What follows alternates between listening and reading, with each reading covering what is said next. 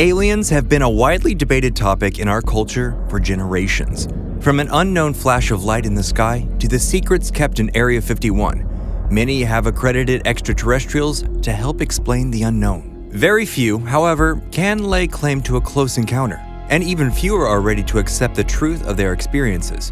Such is the case for Barney and Betty Hill, the first American couple to publicly claim that they were abducted by aliens. Today, on Scream to Screen, we detail the real-life accounts of Barney and Betty Hill, the most famous alien abductees. First things first, remember to subscribe to Graveyard Shift for even more otherworldly content, and let us know in the comments what true life stories you want to learn about next.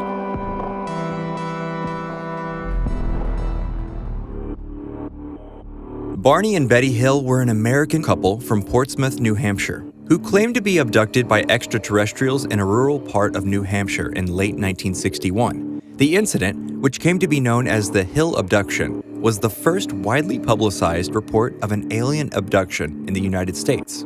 Barney was employed by the United States Postal Service, and Betty was a social worker. Active in the local Unitarian congregation, the Hills were also members of the NAACP and community leaders, with Barney sitting on a local board of the United States Commission of Civil Rights. According to a variety of reports given by the Hills, the alleged UFO sighting occurred on September 19, 1961, around 10:30 p.m., when the couple was driving back to Portsmouth from a vacation in the Niagara Falls and Montreal. Just south of Lancaster, Betty Hill claimed to have witnessed a bright point of light in the sky that moved from below the moon and the planet Jupiter upwards to the west of the moon. She reasoned it to be just a falling star, but couldn't explain how it moved upward. Since it darted around erratically and grew bigger and brighter, Betty urged Barney to stop the car and get a closer look. Using binoculars, Betty saw what she thought to be a flying saucer, an odd-shaped craft flashing multicolored lights traveling across the face of the moon. Barney observed what he deduced to be a commercial airliner traveling toward Vermont.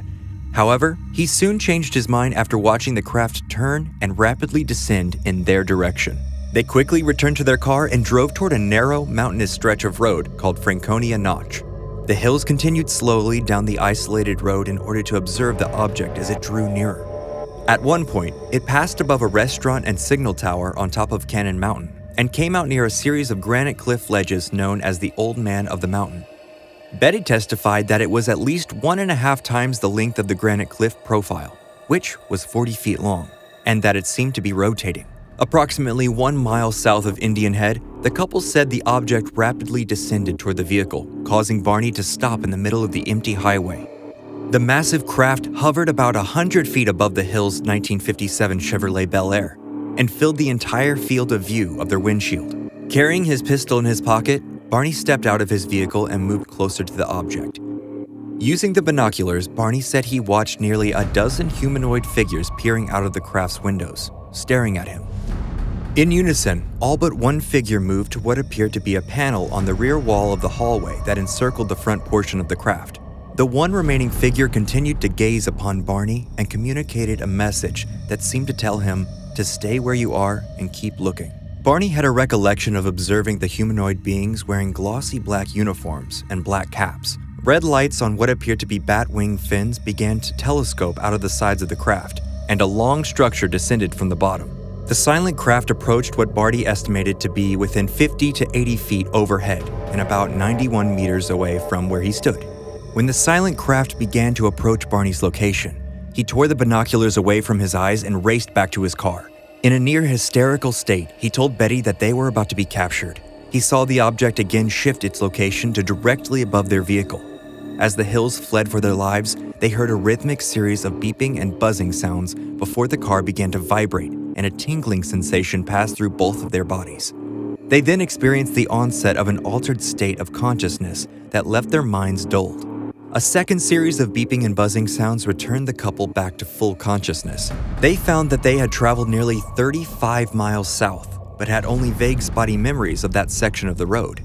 They recalled making a sudden and sharp unplanned turn, encountering a roadblock, and observing a fiery orb in the road. Arriving home around dawn, the Hills asserted that they had some odd sensations and impulses they could not readily explain. Betty insisted their luggage be kept near the back door rather than in the main part of the house. Their watches stopped at the same time and never worked again. Barney said that the leather strap on the binoculars was torn, though he could not recall it tearing in the first place.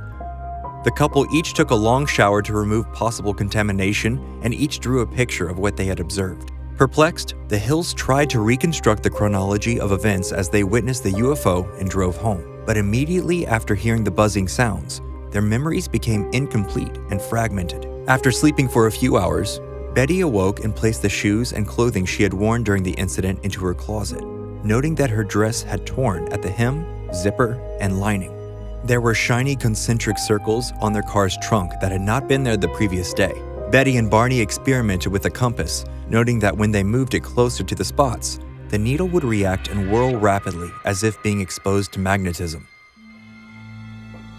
On September 21st, Betty telephoned Pease Air Force Base to report their UFO encounter, but withheld some of the details out of fear of being labeled eccentric. The following day, Major Paul W. Henderson phoned the Hills back for a more detailed interview. Henderson's report determined that the Hills had probably misidentified the planet Jupiter, though this was later changed to optical condition and insufficient data. His report was forwarded to the Project Blue Book, the U.S. Air Force's UFO research project.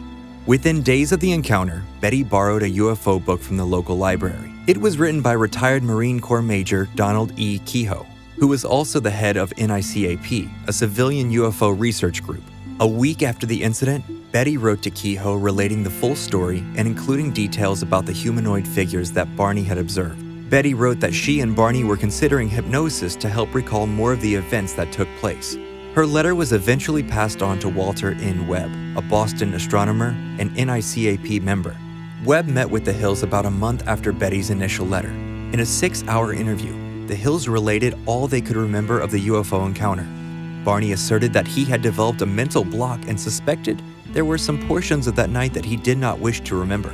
He described in detail all that he could remember about the craft and the appearance of the humanoid creatures on board.